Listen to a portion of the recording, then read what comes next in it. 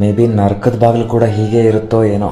ಕೊನೆವರೆಗೂ ವಿಡಿಯೋ ನೋಡಿ ನಿಮ್ಗೆ ಅರ್ಥ ಆಗುತ್ತೆ. ಇಂತ ಸುಡುಗಾಡಿ ಕೊಟ್ಟು ಸುಡುಗಾಡಿಯಾಗ ಹಾಕ್ಯಾರ. ಅಯ್ಯೋ ಹಂಗೆ ಯಾಕಂತೀರ ಅಜ್ಜಿ ಸುಡುಗಾಡು ಅದು ಇದು. ಬೆಳಗತ್ತಿ ಹೋಗಿ ಬಿಡ್ಬೇಕು.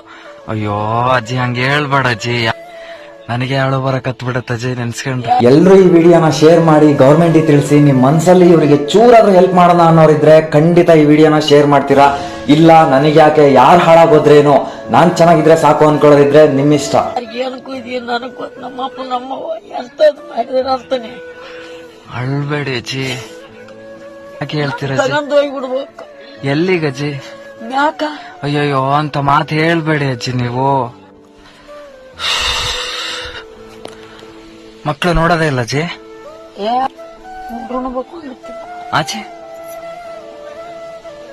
ಯಾಕಜ್ಜಿ? ಗಂಡನ ಸುಕ್ಕಲ ಮಕ್ಕಳನ್ನ ಸುಕ್ಕಲ ಅಂದ್ರೆ ಹೆಂಗ ಒಂದ್ ತಿನ್ನೋದು ಗುರ್ತಿಲ್ಲ ನಂದು ಯಾರಿಗೆ. ನಿಂದ ಅದು ಗುರ್ತ ಮಾಡ್ಕೋಬೇಕು ನಾನು.